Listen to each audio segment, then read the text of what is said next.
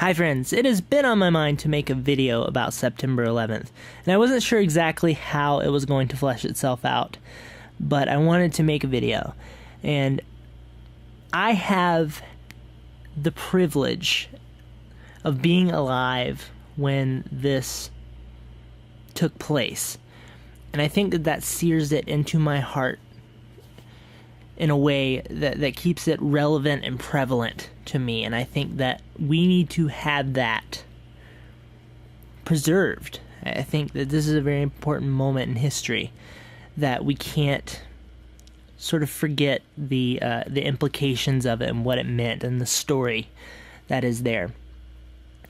And that's why I say I have the privilege of being alive when this happened. It put it in my heart in a special way, and I hope we can carry that out for generations going forward. I wanted to talk about two photographers that were there that day that just have an incredible body of work around what happened. The first one is James Nachtwey, and if you don't know who he is, he's a very, very famous photographer, but if you don't know who he is, he's a photojournalist. He has continually put himself in very dangerous situations. He was injured in a grenade attack in Baghdad, for example, and he demands respect through that. He seemingly has worked very hard and is very passionate and driven to tell whatever story he feels like he needs to, whatever it is. He's willing to put himself in pretty intense situations to tell that story, and I respect that about him. Now, I just want to look through a couple of his photos. Just excellent, sort of imperfect, but also very poetic feel. But also raw and intense and in the moment and emotional and gritty. All of his work, if you look through all of his work, not just from 9/11, you'll feel this very dark quality to it, which I find interesting. It's interesting to think about how he has captured photos in a way that creates that sort of grit, that sort of darkness. I think we need that as much as it's good to have very bright and vibrant photography in the world. It's also good to have very dark photography. This is my favorite photo from that day. I think it gives a very clear picture of how chaotic, but also how sort of heroic that day was. You see fire trucks crushed. This is not something that you see often.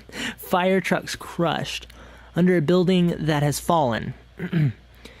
And they're still fighting a fire, even though their fire truck is crushed. They're just trying to figure it out. They're just trying to fix it. They're doing what they know to do.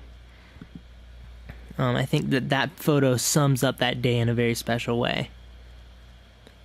It's just such a dark. I mean, and obviously that day, it was hard to take a photo that was not dark, but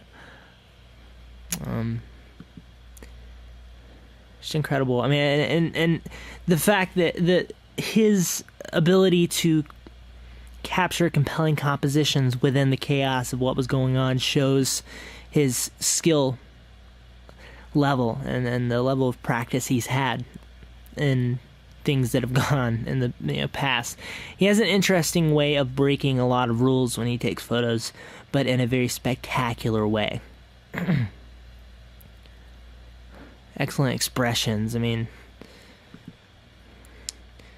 this one, I think this is a very famous one, and compositionally, it's just absolute. I mean, it's just poetic. It's just poetic. All of his photos also have a very poetic quality. There's so many different qualities that exist within his body of work. So I'll link below to both of these photographers that I'm talking about today. The other one is Biggart, and I just came across him this year, and he actually died when the North Tower fell. And you can see his collection of photos here, and I'll click on them and we can kind of work through them, and you'll see that he started out very far away from the tower and he moved close. The South Tower fell very quickly in his timeline of photos, and then you see him go away and then move back in. And his last photo was taken In the same minute that the North Tower fell, and you'll see the little timestamp on the bottom, I went and looked it up to see when it actually fell, and it was the exact minute. So right after he took that photo, his last photo, it fell on him. And that's just a weird, surreal thing to think about. I've always been fascinated by that when that happens. Another example, I forget his name, but he was there when Mount. Oh, it was the famous one, Mount St. Helens, when it erupted. He took his last photo right before the cloud of ash came over him. I've always been fascinated by that sort of story.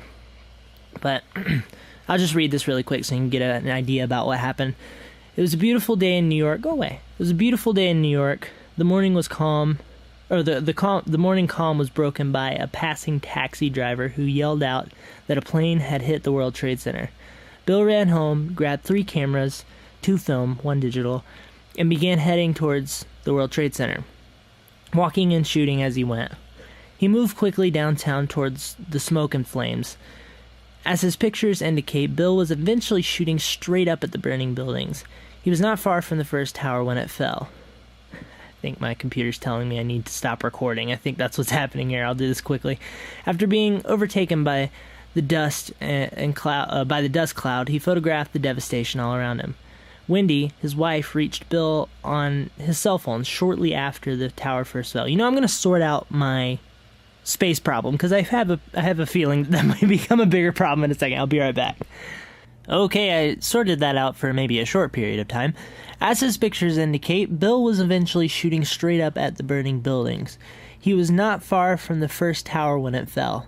After being overtaken by the dust cloud, he photographed the devastation all around him. Wendy, his wife, reached Bill on his cell phone shortly after the first tower fell. He told her not to worry. He would meet her in 20 minutes at his studio. "I'm safe," he assured her. "I'm with the firemen." It was the last time they ever spoke. About 20 minutes later, the second tower collapsed. Bill's body was found in the rubble 4 days later. So these are his photos. And you can see how far he was when the second tower was hit. And you can see he slowly progresses closer, or very quickly in this sense. But just kind of capturing what he saw, and it seems like he had a bit of a duty to what he was up to. You can see that throughout his work. And while compositionally and just in terms of the essence, they're very different than James's photos. They still have a very raw emotional quality to them. You can kind of feel his personality through his work. You can kind of feel him sharing what he saw. I'm curious if this film was actually damaged by the collapse. So you can start to see timestamps throughout his photos, just capturing people carrying others away. And his photos have very tight, which creates a sense of tremendous drama. It's interesting. This one to me just shows the enormity of these towers. I mean, no tower feels as huge as these do. In all of the images that I've seen from 9/11, those towers just seem so immense, and it's weird. They have this terrifying quality to them, and I'm sure it wasn't like that before 9/11, but after 9/11, they have this haunting quality to them. This is his second to last photo, and this is his last photo. I was blown away. I was telling my wife that I was blown away. You don't often see a building chopped in half, like chopped in a V shape. Most of this building is gone from the World Trade Center falling on it. And it's just, it was just such, like looking back, it was such a chaotic and extreme day. It's 10:28. I believe the North Tower fell at 10:28, so it fell right after this. So I just wanted to share some of these photos and share the emotion of everything, and remember that this day should continue to mean something. Just like, I think of Pearl Harbor. I feel like Pearl Harbor to my generation is maybe a little less meaningful than it was to the generation before ours. And I mentioned Pearl Harbor because I believe a similar number of people died there. So it's so important to remember history. We forget history so fast. I'll put the links below. Thank you so much for watching. Hope you have a lovely day. Goodbye.